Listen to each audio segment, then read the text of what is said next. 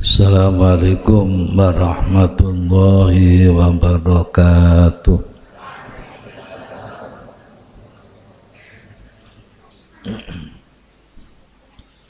Bismillahirrahmanirrahim. Subhanakallahumma Rabbana la ilma lana illa ma 'allamtana innaka antal alimul hakim wa tub alaina innaka antat tawwabur rahim wa taqabbal minna innaka antas samiul alim wa 'allimna min ladunka ilman nafi'a ya dzal jalali wal ikram. Allahumma aftah lana hikmataka wanshur alaina rahmataka ya dzal jalali wal ikram. Bismillahirrahmanirrahim. Alhamdulillahi rabbil alamin. Wassalatu wassalamu ala Sayyidina Muhammadin Sayyidil Mursalin wa ala alihi wa ashabihi asma'in. Qala al-mu'allif rahimahullah ta'ala wa nafa'ana bihi wa bi ulumihi wa maddana bi asrarihi wa a'ada alaina bi barakatihi. Amin ya rabbal alamin. Buku Ad-Durratun Nafisah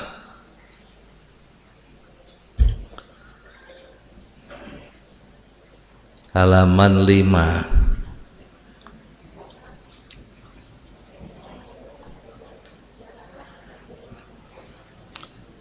Iki tasih nerusaken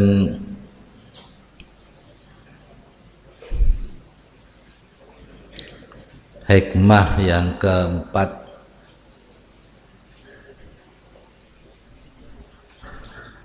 Hikmah kelima.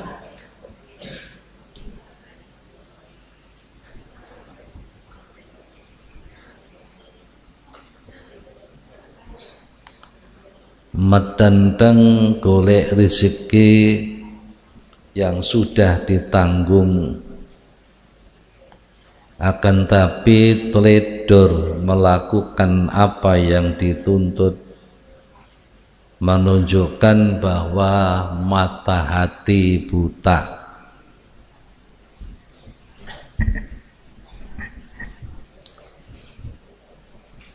Halaman kelima.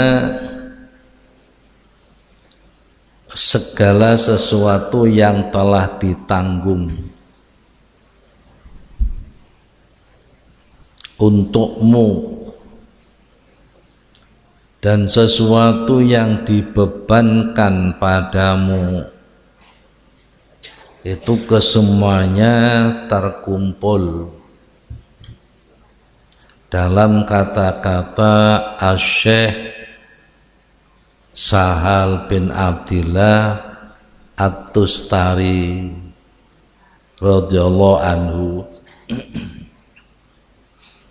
yang lahir tahun 200 Hijrah, wafat 283 Hijrah atau 815 Masehi, wafat tahun 896 Masehi. Bagi hamba atas Allah ada 3 hal. Bagi hamba atas Allah ada 3 hal. Artinya yang diperbuat oleh Allah untuk hamba ini kalau disebut secara global hanya ada 3. Tapi kalau ditulis secara detail yo sak Quran. Iki sak Quran sudah tercakup semua. Yo sak kitab Zabur, Taurat, Injil. Tapi kalau disampaikan secara global hanya 3. Dan bagi Allah atas hamba ada 3 hal. Bagi Allah artinya yang harus dilakukan hamba untuk menghadap kepada Allah ini juga ada 3. Apa yang diperlakukan Allah, yang diperbuat Allah untuk hamba, 1 adalah menuntutnya. Allah itu menuntut kepada hamba harus melakukan apa yang diperintahkan. Allah menuntut. Kenapa hamba itu diciptakan oleh Allah? Diciptakan oleh Allah itu untuk apa? Hamba Allah, semua makhluk terutama manusia. Manusia itu diciptakan dulu nggak ada, digawe dadi ono, diberi kenikmatan ijad, kemudian diberi kenikmatan imdad untuk kelestarian hidup. Manusia butuh makanan. Oleh Allah disiapi makanan. Manusia butuh minum. Manusia disiapi bahan untuk minum. Manusia butuh makanan, minuman, butuh pakaian. Disiapi Allah bahannya pakaian. Makanan, minuman, pakaian gak cukup. Butuh tempat tinggal untuk berlindung. Rumah. Disiapi bahan-bahan untuk membuat rumah. Itu saja pun tidak cukup. Untuk kesehatan tubuh butuh bernapas. Allah menyiapkan oksigen. Seperti ini Allah menciptakan manusia dan menciptakan semua yang dibutuhkan oleh manusia. Digawe koyok ngene iku kanggo apa manungsa? Makanya Allah tuh berhak menuntut. Adalah hanya untuk ibadah. Hanya untuk ibadah. Wa ma khalaqtul jinna wal insa illa liya'budun. Ini tuntutnya Allah, liya'budun.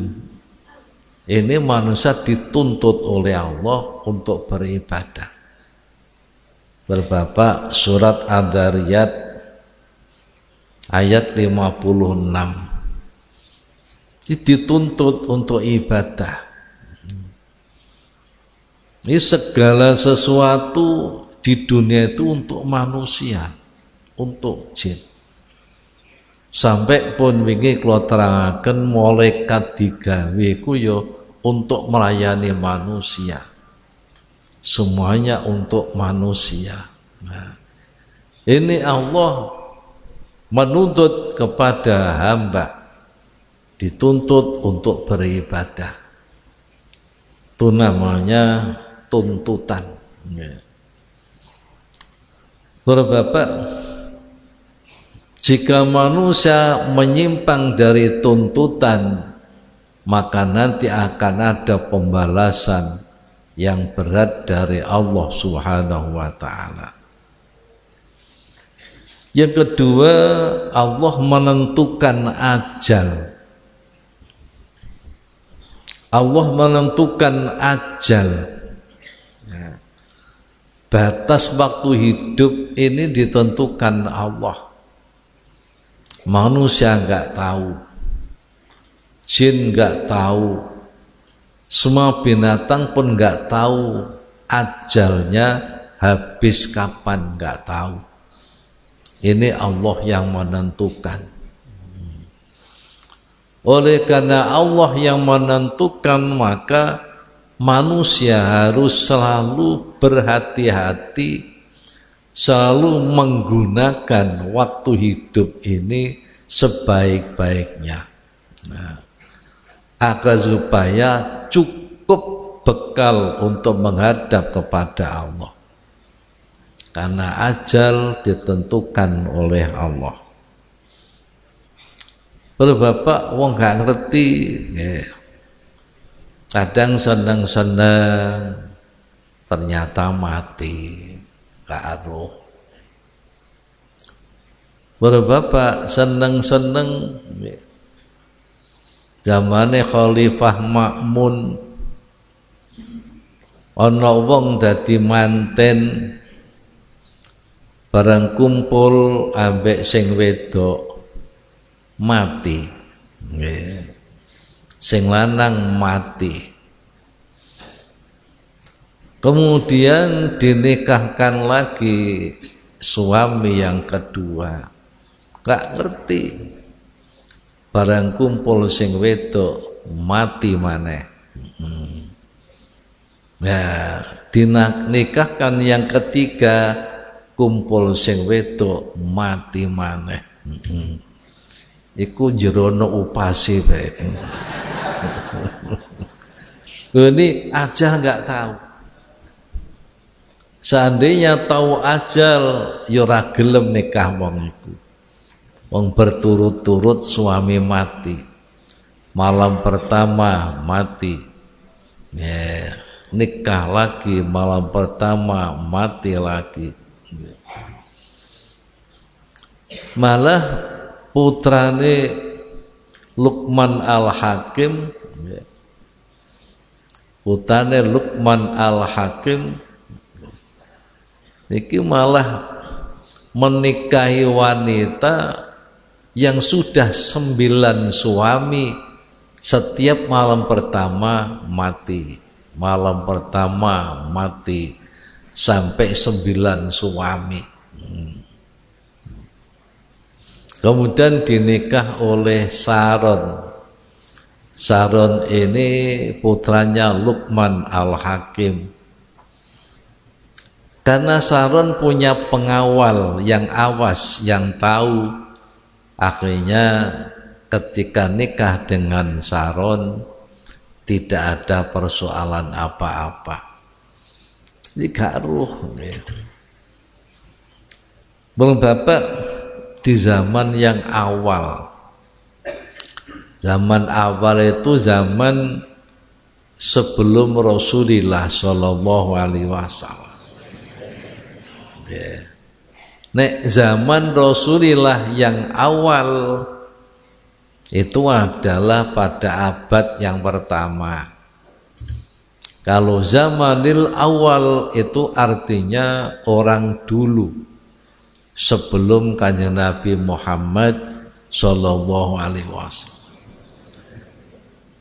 Iku ada seorang raja yang diktator, raja yang diktator, raja yang semaunya sendiri. Cara saiki sebutane zalim. Kalau Bapak suatu saat ono tamu, tamu datang pada raja yang dolim. Ditakoni ambek raja, man anta? Kamu itu siapa? Dijawab, saya malakul maut untuk mencabut rohmu. Malakul maut, malaikat Israel, aku datang untuk mencabut nyawamu. Kemudian raja itu berkata, tunda dulu.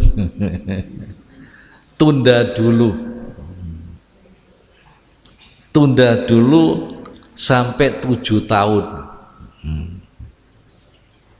supaya aku siap-siap untuk menghadapi mati.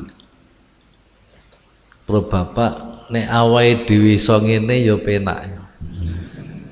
Nah, dijawab nanti dulu. Ya, tempo sampai 7 tahun. Biar aku siap-siap.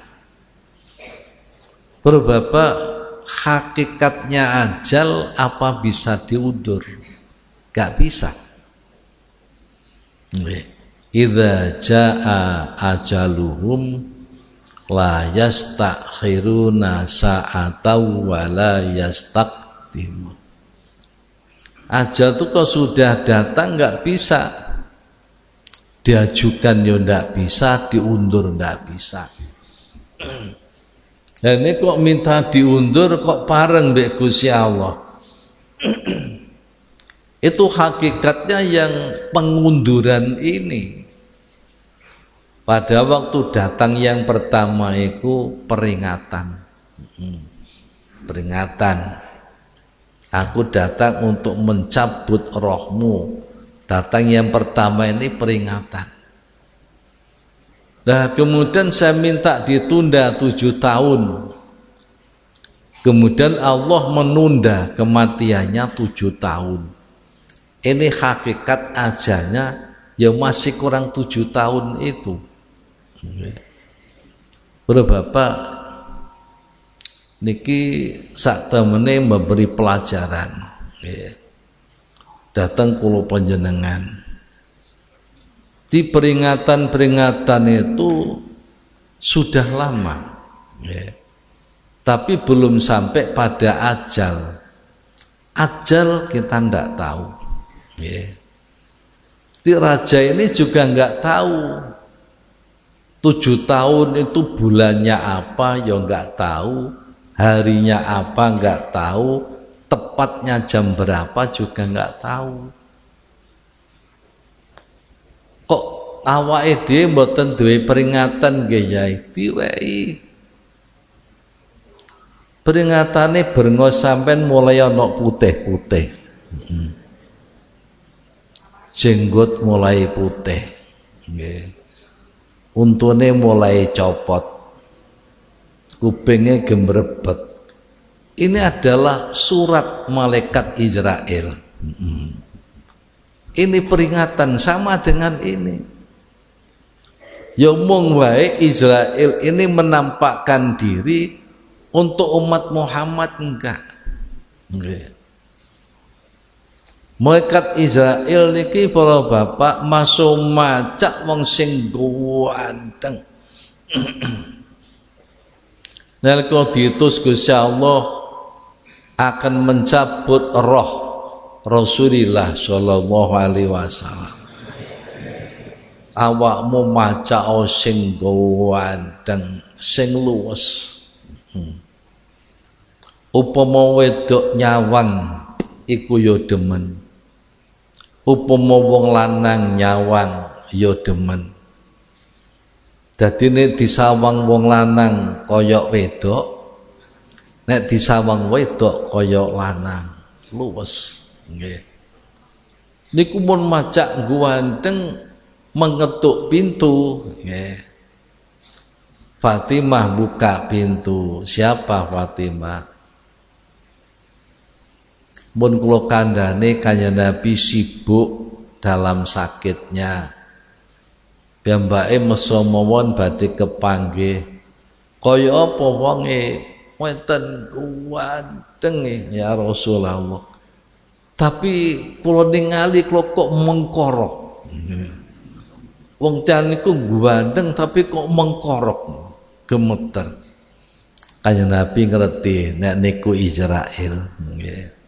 Suruh masuk Fatimah. Wah niki para bapak kok kira-kira sakniki Israil ngetok ngoten sampun wis geblak mati dhisik.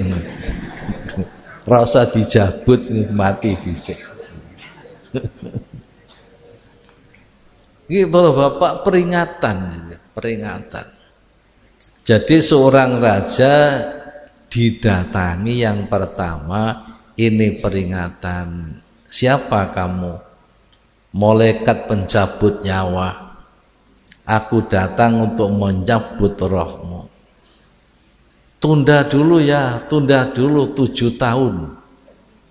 Biar aku siap-siap menghadapi kematian. Akhirnya Gusti Allah paring wahyu Israil, yo tak idini tak tunda 7 tahun. Bapak akhirnya nggih seorang malik raja niku wau terus ngumpulaken rakyat nggih supaya dibuatkan benteng nggih. Dibuatkan benteng yang kokoh terdiri dari batu, pintu-pintunya dari besi yang dicor dengan timah. Lajeng dibuatkan seperti panggung tapi berupa benteng. Temboknya dari batu, besi-besinya dari besi yang dicor dengan timah. Para bapak, lajeng kanan kirinya gedung dibuatkan parit-parit seperti sungai yang dalam, ditembok, tembok. Kemudian di luar dibuatkan parit keliling, koyok kali Jawaru. Habis itu tembok lagi. Habis tembok lagi, luarnya dibuatkan parit lagi. Jadi paku sampai sap-sapan. Karpe malaikat ben gak iso mlebu. Arepe nggih. Para bapak, akhirnya penjaga pintu, pengawalnya didhawuhi, jangan boleh masuk siapapun, ya. Jangan diirini masuk siapapun. Para bapak, jadi masa setelah jadinya gedung iki menunggu sampai aja 7 tahun. Jadi penjaga pintu, pengawal niki kabeh njogo. Para bapak, siapapun nggak boleh masuk. Para bapak, barang waktu niku sudah cukup 7 tahun. Kan raja ini nggak tahu ya, 7 tahun ini hanya tahunnya. Tapi bulannya bulan apa, harinya hari apa, malam atau siang, jam berapa nggak tahu. Ya, tetap gak weruh ajal. Pada bapak, nek enten tiang kok sumerep ajal, niku memang Allah memberitahu ajalmu tinggal sekian. Satu, cara yang pertama. Yang kedua, hati orang itu sudah cemerlang seperti kaca. Ketika hati itu menghadap Lauh Mahfud, tahu tulisan ya. Jadi wafatnya kapan tahu. Mungkin kalau cerita nomburi, ya. Bapak ini kalau terang detail soal akidah, niki akidah. Bareng sampun ajal niki datang, nggih. Mlebet niki. Malaikat Izail ini masuk. Terus raja takut, dari mana tadi kamu masuk? Lewat mana tadi kamu masuk? Kemudian dari mana kamu dimasukkan oleh penjaga pintu saya? Dan siapa yang memasukkan kamu? Malaikat Jurupati jawab, yang memasukkan aku adalah yang punya rumah ini. Yang punya rumah ini bukan yang punya secara lahir, tapi secara hakiki sing gada omah niki Gusti Allah. Jadi yang mempunyai rumah ini. Kemudian raja memanggil pengawal-pengawal, penjaga-penjaga pintu. Gimana kok kamu biarkan malaikat ini masuk di dalam bentengku? Kenapa? Kenapa? Mereka menjawab sumpah-sumpah. Demi Tuhan, demi Allah, kami semua nggak ada yang tahu. Ya, tahu-tahu ya dia sudah di dalam. Terus Bapak, padahal pintu itu dikunci, wabeh. Pintu yang dari besi itu dikunci. Kuncine sing dilekno nggih raja sendiri. Ya, yang menyimpan raja sendiri. Lalu Bapak, malaikat Jurupati jawab, ya, yang punya rumah ini tidak butuh buka pintu, tidak memerlukan kunci, ya, nggak butuh. Ya. Jadi tidak terhalang dengan tembok-tembok yang kokoh, tidak terhalang dengan parit-parit yang digali. Nek menungso ya kangelan, ya, ada parit-parit. Ini tidak butuh, ya, membuka tembok-tembok, gak perlu. Jadi yang punya rumah ini cukup, ya, memerintahkan aku, cukup masuk. Raja bertanya, maksudmu apa? Maksudku akan mencabut rohmu. Apa itu harus? Iya harus. Kamu sudah minta ditunda, sudah ditunda. Ya, jarene persiapan untuk mati. Nah, ternyata persiapan untuk menghalangi malaikat Jurupati. Niku pun beda. Pun beda para bapak. Akhiripun rajaku bertanya, kalau rohku sudah kamu cabut, kemudian nanti rumahku di mana? Rumahmu ada rumah yang telah kamu bangun. Babutnya apa? Babutnya babut yang telah kamu persiapkan. Apakah aku sungguhnya sudah membangun rumah? Sudah. Sudah kamu bangun semenjak itu. Di mana rumahku? Neraka lado. Maksud rumah itu ya penggawean awake dhewe iki bangun rumah. Jadi kalau kita ini berbuat dosa, apa iku minum minuman keras, apa itu berzina, apa itu bermaksiat, apa itu merugikan orang lain, apa itu macam-macam perbuatan yang tidak diridhoi Allah, itu hakikatnya membangun rumah kita sendiri di dalam neraka.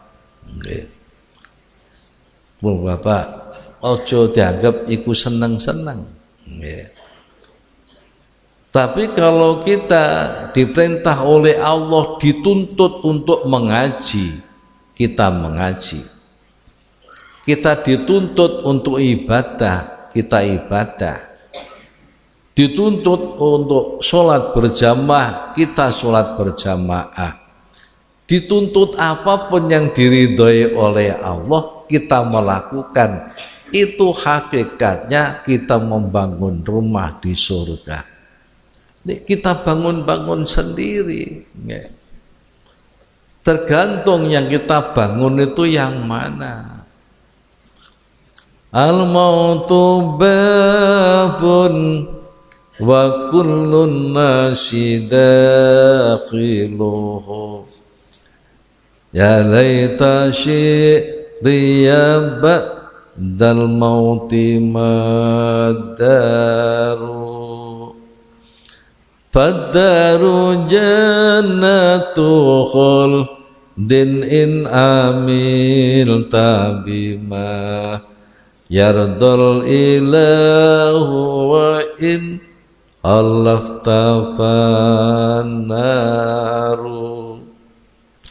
huma mahallani ma linnasi ghairuhuma fangdur li nafsika ayyadari tahtaru. Imam Syafi'i menyampaikan 3 bait syair. Pertama, kematian itu adalah pintu gerbang. Semua manusia akan melewatinya. Ya laita syi'riya ba'dal mauti maddaru. Malar mandar beyo besok nek mari mati omahku neng ngendi. Niki raja ini tanya, kalau sudah kamu cabut rohku, rumahmu di mana? Yang sudah kamu bangun. Lemekku apa? Yang telah kamu persiapkan di mana? Neraka ladha. Karena ini dibangun-bangun sendiri, dipersiapkan sendiri. Beyo sausé mati besok omahku neng ngendi. Fadaru jannatu khuldin in amil tabima yardul ilahu wa in khallafta fannaru. Omahmu swarga, besok omahmu swarga panggonan kelanggengan. Nanging nek sing mbok lakoni kuwi amalan sing diridani Allah. Sing diridani Allah. Wa in khalafta nek awakmu sulaya sing mbok lakoni dudu sing diridani Allah ya fanaru. Kebanyakan menungso ku demen enak sesaat, lupa kehidupan yang abadi. Enak sesaat, para bapak. Kapane sulaya ya trima manggon neraka, wong mbok bangun dhewe. Huma mahallani malin nasi ghairuhuma fangdur li nafsika ayyadari tahtaru. surga dan neraka adalah dua tempat. Untuk manusia tidak ada yang lain. Oleh karena itu fangdur, pikirkan yang dalam. Pikirkan yang dalam untuk dirimu. Kamu pilih yang mana? Kalau kamu pilih surga, lakonono sing diridani Allah. Lah nek sing mbok pilih neraka, yus kono ugal-ugalan sak karepmu. Lho Bapak, disangkakno wong-wong iku urip bahagia ku nek duwite akeh. Gedungnya mewah. Nah, mobilnya mewah-mewah. Padahal bukan milik sendiri. Nek wis ditangkep neng dunya wis gak enak, apa maneh besok. Wong korupsi ngono, nggih. Mobile mewah-mewah sampai belasan. Nek wis ning penjara kuwi numpaki kapan? Iku ning dunya tok wis gak enak, apa maneh besok, Masya Allah. Itu milik rakyat. Kira-kira anak angkate Rasulullah sallallahu alaihi wasallam iku mulai dari kecil dibina, ilmunya dibina, akhlaknya dibina, ibadahnya. Lu setelah dewasa jadikan satpam, menjaga gedung untuk menyimpan ghanimah. Iku ngentit kemul tok, nggih. Ngentit kemul sitok tok. Ketika Kirkiroh itu meninggal, Nabi dilapuri, ya Rasulullah, Kirkiroh meninggal. Nabi tahu. Nabi tidak innalillah, tidak. Langsung duting huwa finnar, Kirkiroh di dalam api neraka. Masya Allah. Kalau Bapak setelah dikoreksi, setelah diteliti, ya, ternyata Kirkiroh hanya mencuri kemul satu, selimut. Duh, saiki iki korupsi kok triliunan. Yang baru ditangkap itu berapa? 5,7 triliun. Duit triliun iku bar nek digawe eketan ewu, masjid ki gak sedeng. Masjidku gak sedeng. Paling-paling yo gak nggawa, duit yo gak nggawa. Apa? Ya paling yo cek. Lah cek ora kertas toh. Lah tuku ra wis kuwi tangsi kono, padha ae mbek cek niku. Apa? Masya Allah. Itu namanya membangun rumahnya sendiri di neraka besok. Nggih. Bapak, berarti Malik iki nggih. Mboten ngerti ajalnya kapan, yang menentukan Allah. Kalau Bapak, ya ono yang ajalnya tuh tahu. Gurune Qadibul Ban, nggih. Sing cita iku jenenge Fatah Al-Mausili. Wafat tahun 220 Hijrah. Qadibul Ban iku cerita, nah, sudah 40 tahun aku melayani guruku wali badal. Pada suatu saat aku ditimbali. Aku punya hak atas dirimu. Dan dirimu punya hak atas diriku. Untuk kesempurnaan hakku, dengarkan kata-kataku lakukan wasiatku. Para bapak, sak teruse 3 hari lagi aku akan meninggal. Itu namanya tahu. Citane teruse ya nopo yai, kapan-kapan.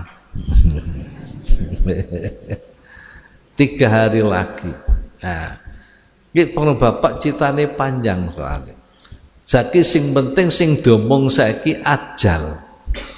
Ajal itu yang menentukan Allah. Manusia nggak bisa. Nah, para bapak, apa kita berobat ketika sakit niki mboten ngulur ajal? Mboten. Ajal sudah ditentukan. Oh bapak, termasuk Ibnu Rumi, karena gandrungnya kepada Allah, gandrung, akhirnya Ibnu Rumi didhawuhi Allah, Ibnu Rumi nyuwun ning aku, sampun Gusti cekap sedaya-dayane, wis to njaluk engko tak paringi. Nek pengen nyuwun ngendikan kula supados nyuwun, kula nyuwun Gusti enggadipun cabut mawon nyawa kula. Lho, kok ngono? Supados cepet kepanggih panjenengan. Wani muni ngene. Para bapak, Ibnu Rumi tentang ajal itu di tanganku. Kalau ajal sudah datang, tidak bisa maju dan tidak bisa minta mundur. Tapi kamu aku beritahu bahwa usiamu tinggal 9 hari. Nah, iki dadi ngerti soalnya diparingi pirsa mbek Gusti Allah. Pange pirsa. Nek pan wali badal niku soalnya saged melihat Loh Mahfud. Nggih. Qodibul Ban muridnya bertanya, kok saged to Syekh iki wis tertulis di Loh Mahfud. Ya. Para bapak, ya niki tentang ajal. Ya. Di siji Allah iku menuntut. Kedua, Allah iku menentukan ajal. Kemudian yang ketiga, Allah mengurus urusannya. Urusannya awake dhewe iki tentang apa? Wis diurus sampai Gusti Allah. Nggih. Panjenengan niki mesti butuh panganan, wis diurus be Allah. Digawekno bahan makan. Nggih. Sawah-sawah kena ditanduri. Gunung-gunung kena ditanduri. Nggih. Laut-laut diwehi iwak, ora usah ngingoni karek njupuki tok. Nggih. Bapak daerah sing gak kena ditanduri, dilalah diparani wong akeh padha nggawa dhuwit. Pundi Mekah Madinah. Gak kena ditanduri, tapi wong padha mara-mara nggawa dhuwit. Begitu ada uang, ada dagangan, sembarang masuk. Iku diatur oleh Gusti Allah, diurus. Bapak, awake dhewe iku seneng ngambek iwak pindang. Nggih. Saman butuh pindang, ora usah nyemplung segara, ora usah. Nggih. Nyambut gawe golek dhuwit, pindang teko nang Jombang. Nggih. Iku sing ngurus sapa? Ya pedagang-pedagang sing duwe gawe kentek pedagang gelem nggawa pindang ning Jombang ku sapa? Ya Gusti Allah. Kok wong Jombang kok gelem dagang pindang ku sing ngersakno sapa? Ya Allah. Para bapak, nggih, wortel masuk Jombang. Tandurane nang ndi? Apel masuk Jombang, tanamannya di mana? Anggur merah masuk Jombang, di mana tanamannya?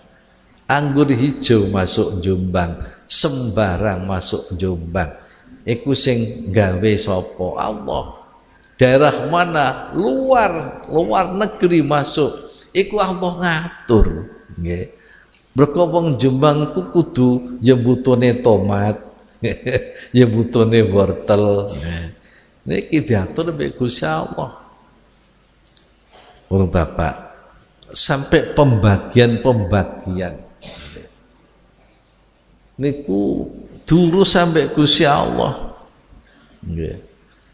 Sembarang makhlukku gatek repot. Nggih. Para bapak, ada macam-macam rezeki diatur oleh Allah.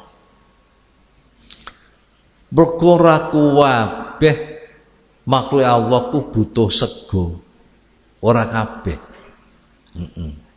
Ora butuh sego. Apa? Dah nyamuk ku sampai sedarin sego apa gelem? Nyamuk. Ora kabeh butuh sego. Yang semua begudal, Pak, begudal. Sing biasane mlebu-mlebu ning lemang isore teletong. Ana sungune kaya badak. Nggih. Iku weno, iku sate ra gak doyan. Malah doyane malah teletong. Lho, krana mboten kabeh makhluk Gustaku panganane padha, ya digawe macem-macem. Para bapak, Allah nggawe rezekine makhluk niki wis diukur. Wong iki pantese sakmene, iki pantese sakmene. Nek lebih dari ukuran tambah berbahaya. Nek kurang dari ukurannya berbahaya juga. Wis diukur mbek Gusti Allah. Para bapak, enten makhluk Gusti Allah ku rezekine niku teng banyu. Teng banyu. Nggih. Rezekine teng banyu. Nek kapan rezekine teng banyu kok golek rezeki ning jaba malah mati. Ikan yu ku ya rezekine ning banyu. Lho kok ikan yu lah kok ragus, aku waleh ambek iwak, aku tak golek sapi ya. Ya. Malah mati. Para bapak, enten sekelompok makhluk Allah ku rezekine niku ning darat, ning darat. Kapan ning goleke ning jurne laut malah mati. Nggih. Para bapak, enten sekelompok makhluk Gusti Allah ku nggih rezekine ku madu. Gula, madu, gula, nggih, legi-legi, nggih. Napa semut? Nggih. Semut. Dadi nek ana gula, ana legi-legi, lho sego kok dirubung yai, mergo sego ku mengandung gula. Mengandung gula, dirubung ambek semut. Nggih. Enten para bapak rezekine niku tletong. Rezekine makhluk niku tletong. Nggih niku kula nek ngarani begudal. Napa engkis nyoreng engkis lho. Modele kaya badak. Ana culane nggih. Iku senengke nyurungi tae disurungi ngoten. Lho, niku enten sing makhluk Gustaku panganane ngoten. Enten malih sing panganane niku cokak malah, cokak. Niku para bapak, apa iku? Niku jenenge ulat. Ulere cokak. Nggih. Cokak ku dijarno suwise metu ulere. Nah. Ini para bapak. Ana sekelompok makhluk Allah iku panganane mung gondo. Gondo ku aroma. Napa jin? Jin niku para bapak sebagian jin iku ana sing panganane balung. Nggih. Mulane balung ora kenek kanggo istinja. Nggih, balung. Sebagian besar jin niku para bapak panganane niku hanya aroma. Nggih. Aroma. Jin niku nggih numpak jaran barang ngoten Pak nggih. Lah jine niku panganane yo panganane kula sampeyan niku dipek ambune tok nggih. Dipek ambune. Jangan masak kare, ora ana ambune. Ambune ku dipangan ambek jin ya.